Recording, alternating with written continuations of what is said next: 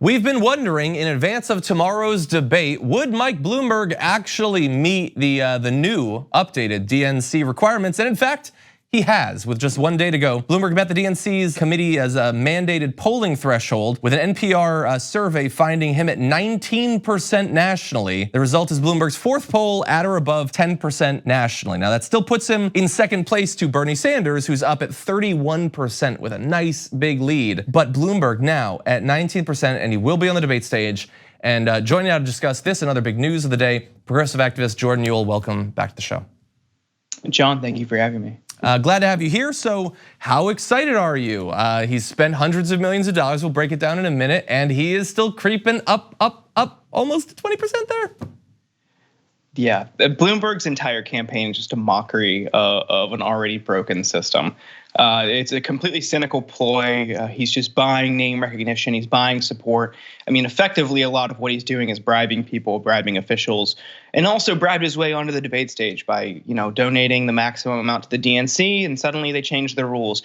And these are rules that knocked Cory Booker off the stage, knocked Julian Castro off the stage. So if for the Democratic Party to keep a rigid set of rules that impacted candidates of color while simultaneously taking money from and changing the rules for a former New York mayor that ran an explicitly racist police system really just shows how committed to ideas of intersectionality and civil rights and equity the DNC actually is.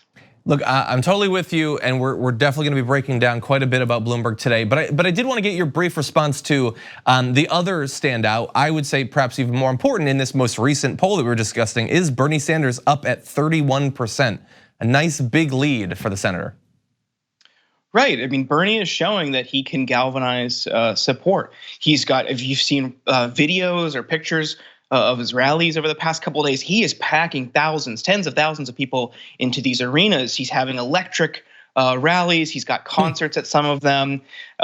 He's just, he's got the support. And when we need a robust grassroots movement that can, and a candidate that can drive turnout and drive enthusiasm to beat Trump, all signs point to Sanders as that guy. You can't astroturf support and turn it into a sustainable movement because just the energy just isn't there.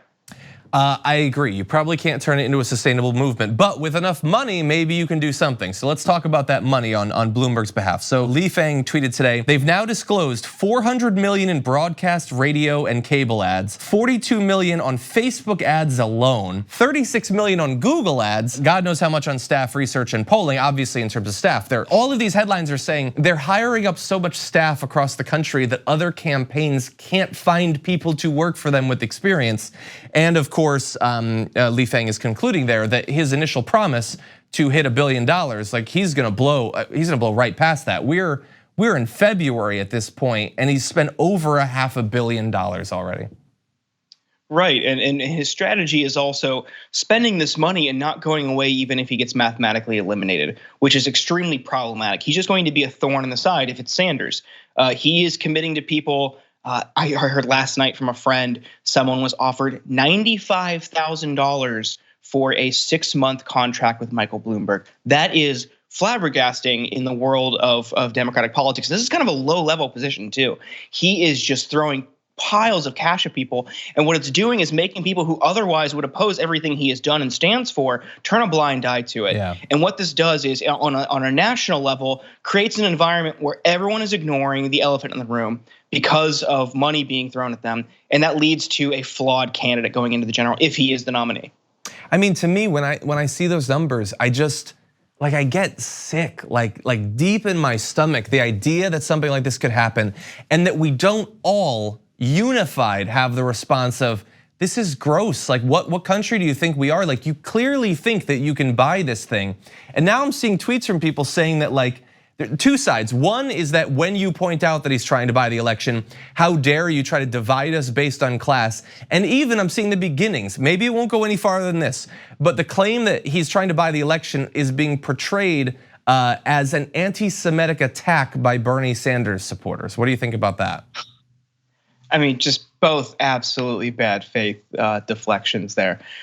You have to call it out for what it is. Like, there was no way around it. And you alluded to it. We need to see democratic and progressive organizations unify against this whole process, because this isn't just a one-off thing. This is going to be the model for which other billionaires replicate going forward. There is nothing stopping Jeff Bezos from doing the exact same thing in 4 years, or Mark Zuckerberg from doing the exact same thing in 4 years. I don't know about you, and I can assume where your heart is. I don't think you want that system going forward. I don't think your viewers want that system going forward. I sure don't.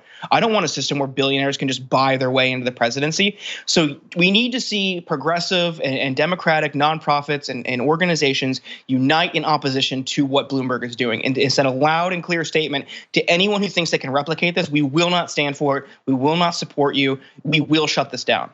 Yeah, I mean, in terms of where my heart is at, it frustrates me to no end that to run for a state house seat, you need to raise tens of thousands of dollars. Like, the idea that potentially we need like someone who can raise $500 million is just absolutely insane. And like, when you talk about numbers like this in comparison to the other candidates, I was talking with Nando Vila yesterday, and I said what it feels to me like is, as a fan of sci-fi, it's like sometimes I will try to think about like distances in space, and like you think that you can do it, but you can't actually do it because our brains were developed on the savannah and they're intended for like sightline distance. Like, numbers become so big that they just become nonsensical. This is, I think, maybe a little bit convenient, and because to anyone this is going to seem insane if it's covered seriously, but it's just not sustainable. Like, for not just regular people to have a chance at a political office if this is a system we're gonna have, but even regular wealthy people to have a chance. Right, and this is just for how much money he's spending.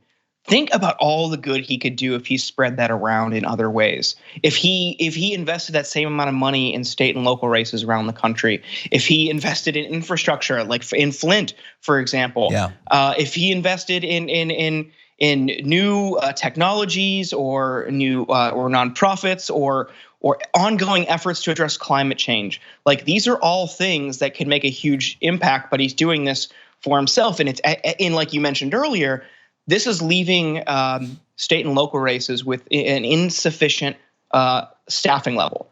So you're seeing other races and other candidates negatively impacted by the Bloomberg candidacy, and this is purely self-serving.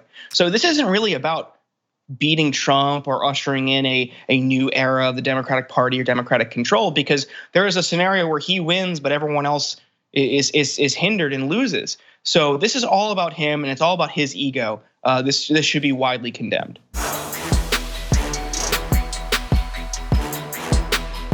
For more political news, breakdowns, interviews, stories of activism, and me trying my hardest to care about the occasional big celebrity news story, subscribe to our YouTube channel at youtube.com/The Damage Report. And you can ring the bell wherever it is so you don't miss anything.